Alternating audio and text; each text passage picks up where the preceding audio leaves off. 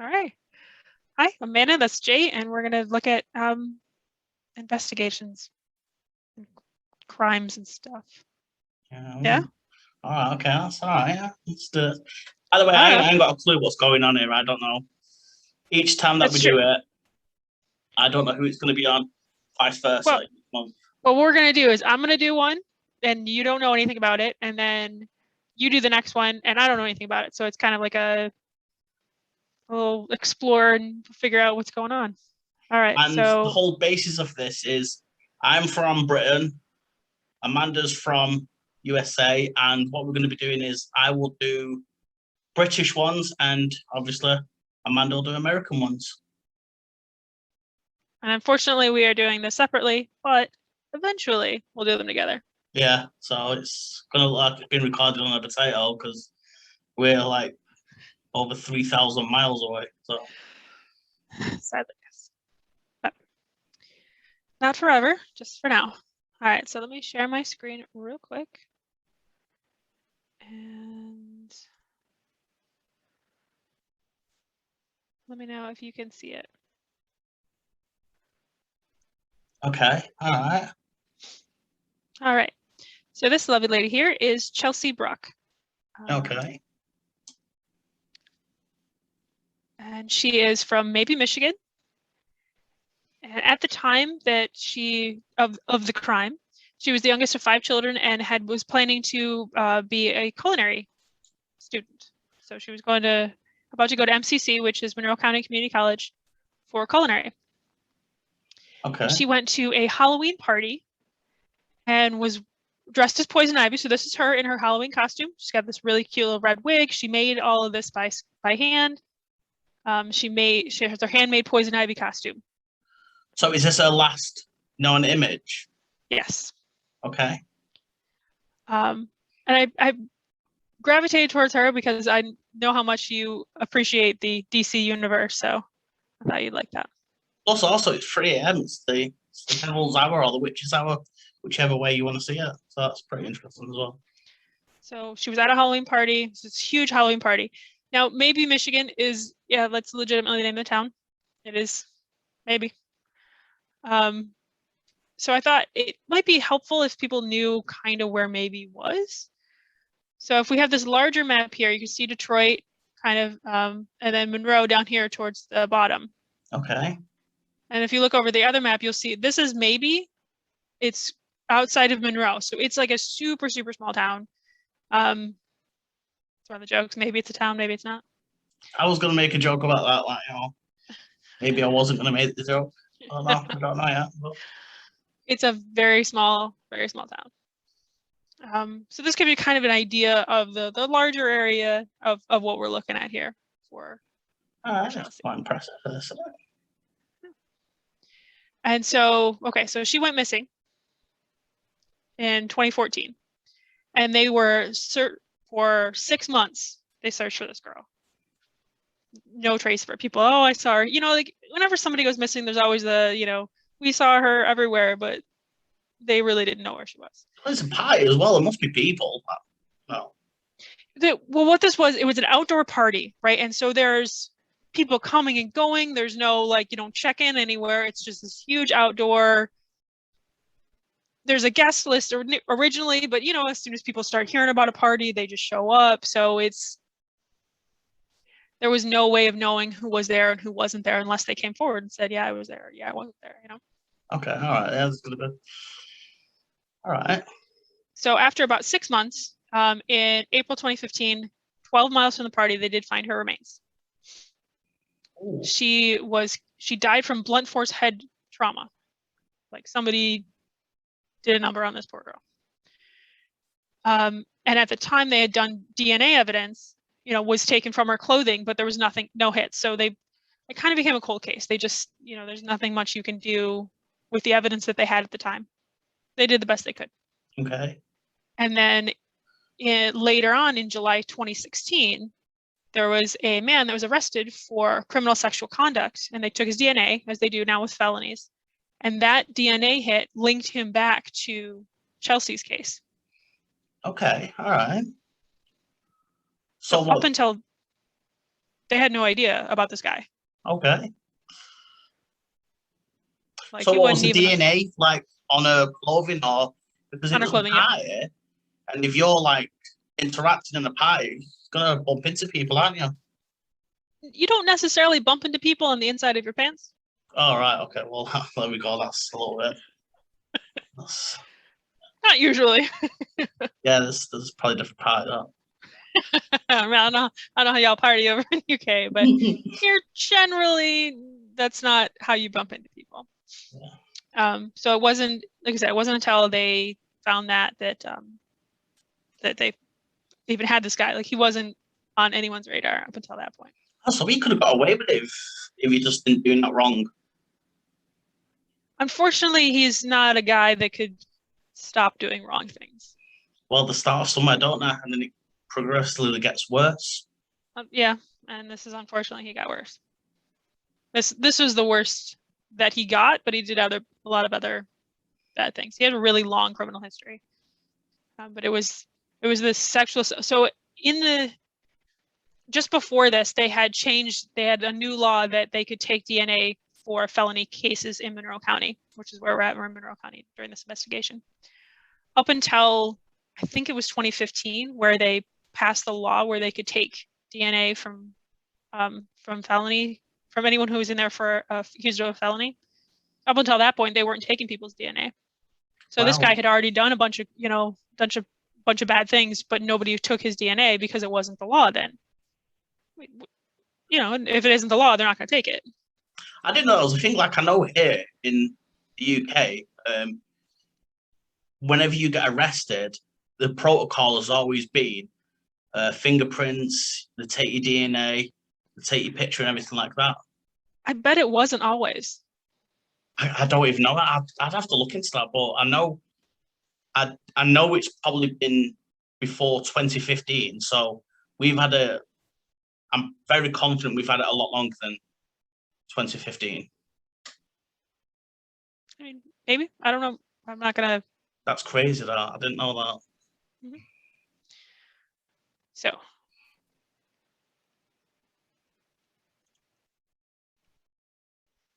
Okay. So this was just a map to give an idea, give it a little bit more context.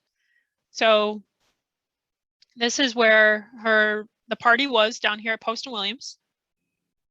Okay.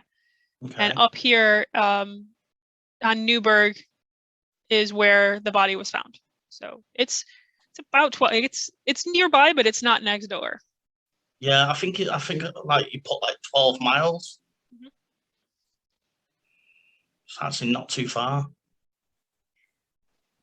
But it was far enough that in looking for this poor woman, they never, like, it ended up being, her body ended up being found by somebody who was doing construction in the area. Oh, okay. So they were clearing out construction. They were going to build, I don't know if it was residential or commercial, but they were going to build there, and that's when they found this poor woman. Jeez. All right. Here is our bad guy, Daniel Clay, also from Maybe. He confessed to his girlfriend the day after and told her that he did it, and she did not. She made the decision not to tell anyone. Ooh. Is there a reason? Like, what was that to do with, like, blind love or something? Don't know. She just decided. Maybe she didn't believe him. I mean, he's drunk after a party. People say some whacked out shit when they're drunk. So maybe she just didn't believe him. Hard to say. And then he did go to trial, and he was convicted in September 22nd, 2016. He was sentenced to life in prison without parole for first-degree murder. So they got him for as best as they could. He appealed in 2019 and was denied. He was also, so you remember the original sexual assault that they took his DNA and they found him out for? He was convicted of that too. Okay, jeez. So obviously not a friendly man. So here's his story, right? Here's his picture that he painted. They were both at this party, right? And then early in the morning, so they're leaving around the same time, 2-3 in the morning. They're both leaving. She was walking to where she was going, and then he had his car there. So he offered her a ride. And probably from her side, she's, this is a guy from her same hometown. They may not know each other well, but they've been at the same party. They've obviously got some mutual friends. So she probably thought, he's an okay guy. He claimed that so they did kind of interview everybody at the party, and he claimed at that time that he didn't know her. Okay. She was in your car, bro. So what was this, an open party, or was this just like certain people invited? No, well, it was outdoors. So and it's outdoors at night. People are coming and going. Nobody's really paying attention. It's impossible to track, really, who is and isn't there. At some point during the ride, his story is they decided to engage in consensual sexual activity. Maybe they did, maybe they didn't. We have no way of knowing, obviously, because unfortunately Chelsea can't tell us her side. Also, when they found the body, normally when they find the body, they do a sexual assault test. She'd been out in the wilderness for 6 days or 6 months, so really wasn't possible with the state that she was in, unfortunately. So he claims that she had requested that he choke her during this consensual activity, and that he accidentally killed her. Okay, that's right. Okay. And then after she's gone, he drove around with her body for 30 to 45 minutes, trying to figure out what to do. And in the end, he decided that this place where he was going to put her was good enough. It was off by some railroad tracks, kind of out in the middle of the woods. He just hit her body and then covered her with branches. Didn't really dig her a hole or anything, just left her there covered with branches. See, I understand.